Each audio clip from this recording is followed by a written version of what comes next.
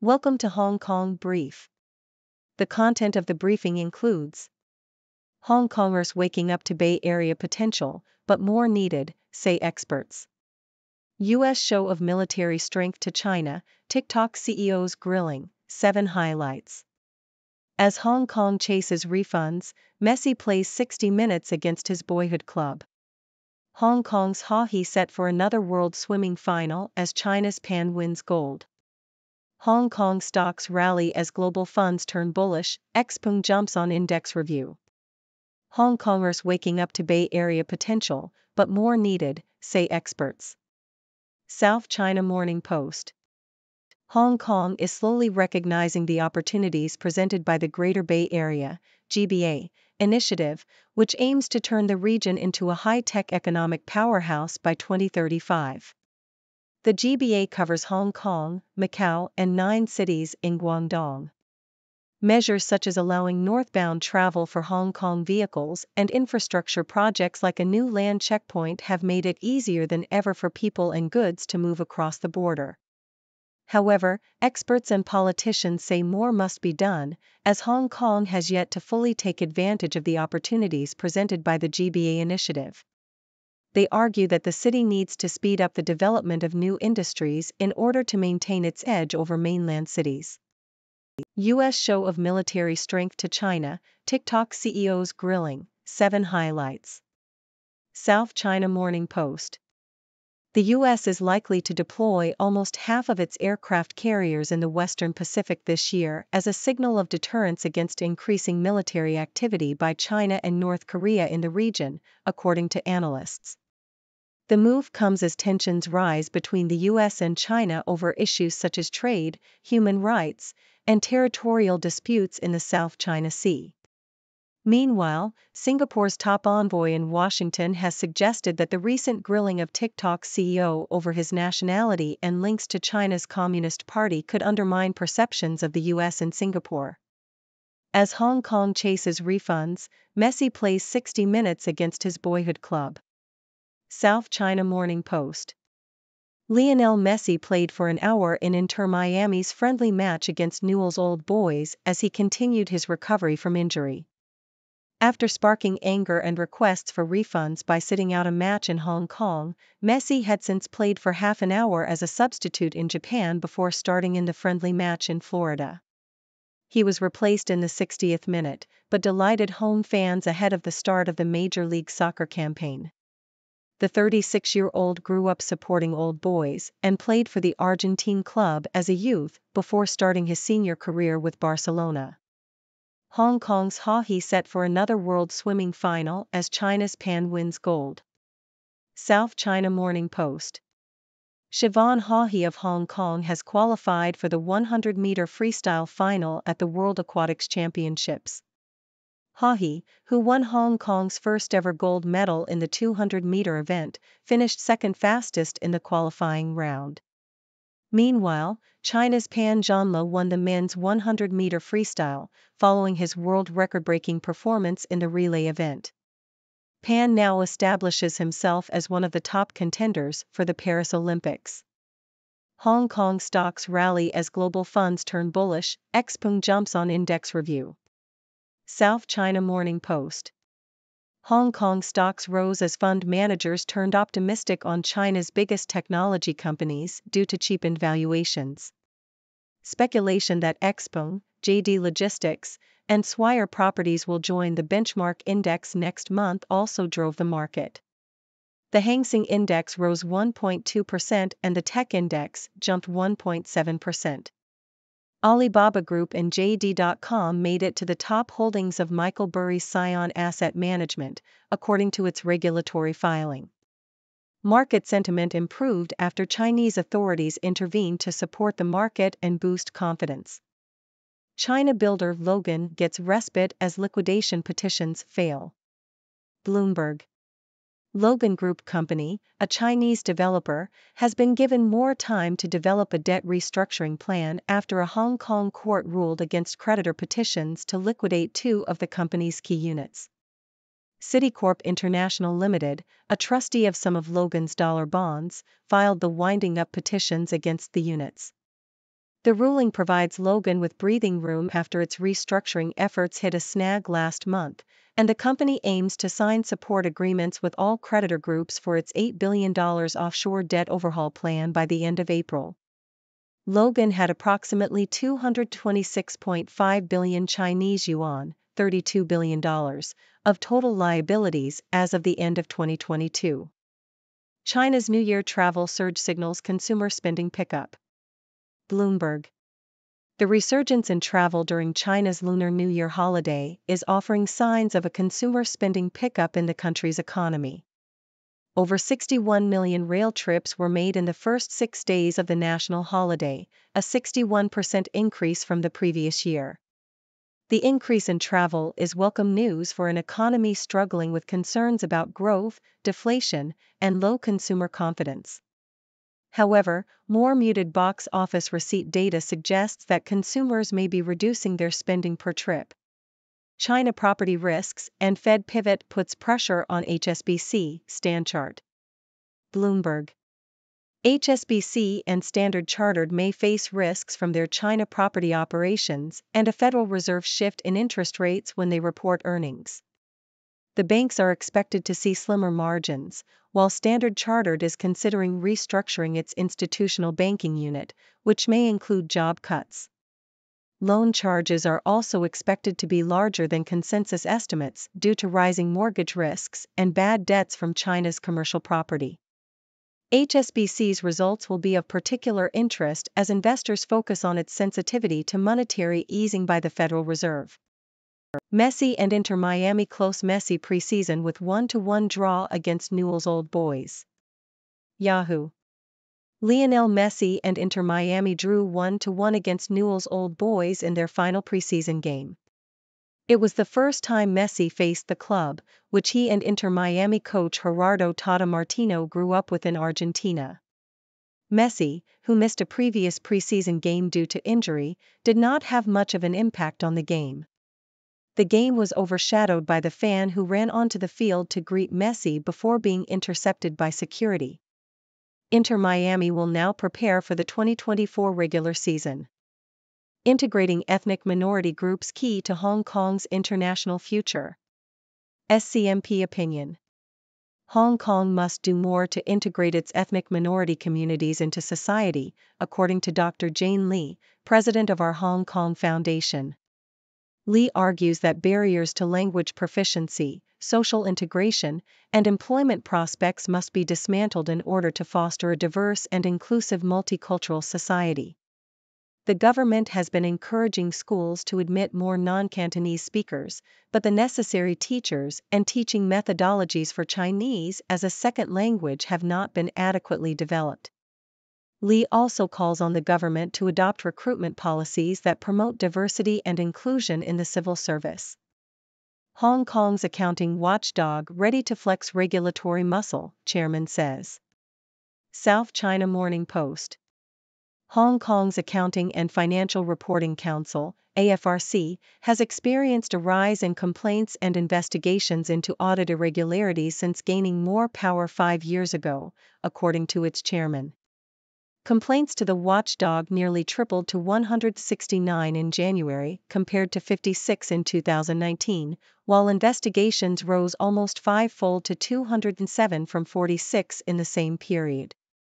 The AFRC was set up in 2006 and took on all regulatory and disciplinary inspections of listed companies' auditors from the Hong Kong Institute of Certified Public Accountants 2 years ago.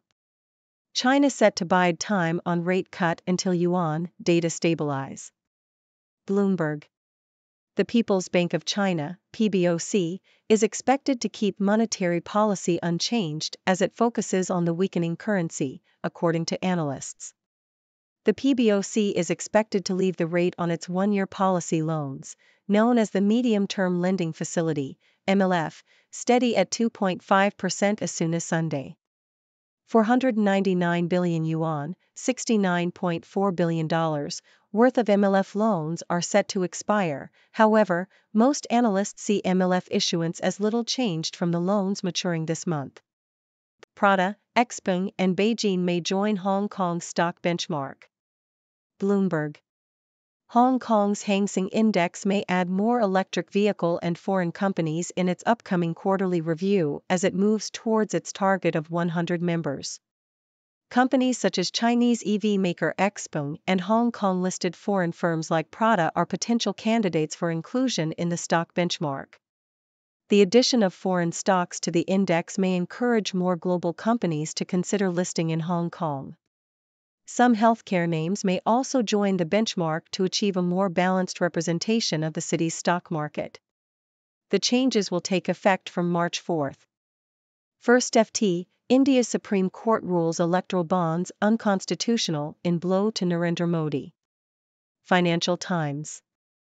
India's Supreme Court has ruled that the country's electoral bond scheme, which allows corporations and individuals to make anonymous political donations, violates the right to information and could lead to quid pro quo arrangements between donors and political parties. The decision is seen as unfavorable to Prime Minister Narendra Modi's Bharatiya Janata Party ahead of national elections. The party is widely expected to secure a third five-year term. Critics argue that the scheme has allowed the BJP to maintain political control through anonymous donations. The ruling is considered a blow to the party, as much of its funding has come through electoral bonds. The decision comes as India gears up for a general election in April and May. How China turned its laughingstock car into a Tesla killer. The Sydney Morning Herald.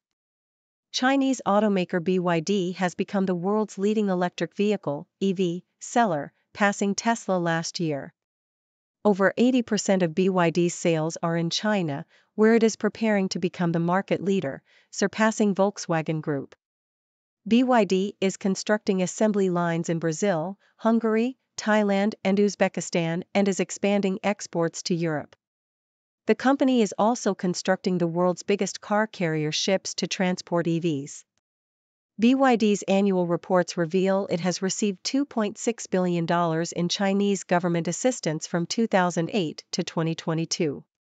The subsidies are the subject of a European Union probe and could lead to tariffs. The automaker has kept costs down, allowing it to survive a slowdown in sales. It employs fewer electronic systems and outsources fewer components than Volkswagen. Hello, my dear viewers. It's your favorite Sixth Doctor here, reporting live from the sixth dimension with another round of interesting news from around the world. So grab your cup of coffee and let's dive in. First, we have news from Hong Kong, where the city is slowly waking up to the potential of the Greater Bay Area Initiative. This initiative aims to turn the region into a high-tech economic powerhouse by 2035. While measures like easier border crossings have been put in place, experts and politicians argue that more needs to be done for Hong Kong to fully take advantage of the opportunities presented by the GBA initiative. Come on, Hong Kong, let's speed things up and maintain that edge. Next, let's talk about the U.S. flexing its military muscles in the Western Pacific as a signal of deterrence against China and North Korea. Tensions are rising between the U.S. and China, and it seems like the U.S. is not backing down. On another note, TikTok's CEO being grilled over his nationality and links to China's Communist Party could undermine perceptions of the U.S. in Singapore. Oh, the drama. In sports news, Lionel Messi continues his recovery from injury, playing for an hour in Inter Miami's friendly match against his boyhood club, Newell's Old Boys. Messi's absence in a previous match in Hong Kong sparked anger and requests for refunds, but fear not, fans, he has since made up for it. As for swimming, Siobhan Haughey of Hong Kong has qualified for the 100-meter freestyle final at the World Aquatics Championships, while China's Pan Zhanle won gold in the men's 100-meter freestyle. Time to make a splash. Now, let's talk stocks. Hong Kong stocks rallied as global funds turned bullish on China's tech giants. Speculation of companies like XPeng joining the benchmark index fueled the market. Alibaba and JD.com also made it to the top holdings of a certain Michael Burry's Scion Asset Management. Looks like things are looking up for the market after Chinese authorities intervened to support it. Keep that confidence going, folks. Moving on to China's property market, Logan Group has been given more time to develop a debt restructuring plan after a Hong Kong court ruled against creditor petitions to liquidate two of its key units. It seems like Logan Group caught a lucky break, and let's hope they can get their debt situation under control. On another note, China's Lunar New Year travel surge signals a pickup in consumer spending, a good sign for the country's economy. However, more muted box office receipt data suggests that consumers may be reducing their spending per trip.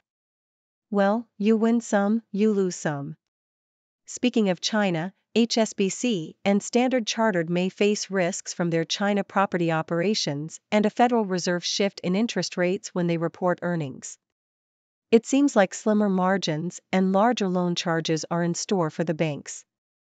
Investors will be keeping a close eye on HSBC's results to see how it fares with the Federal Reserve's monetary easing. Hang in there, banks. In the world of football, Lionel Messi and Inter Miami closed their preseason with a 1-1 draw against Newell's Old Boys.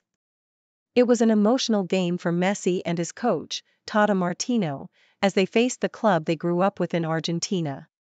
The game was overshadowed by a fan running onto the field to greet Messi, but security intercepted the fan in time. Now, Inter Miami prepares for the regular season. Good luck, Messi and team. Moving on to social issues, Hong Kong must do more to integrate its ethnic minority communities into society, according to Dr. Jane Lee. She argues that barriers to language proficiency, social integration, and employment prospects must be dismantled to foster a diverse and inclusive multicultural society.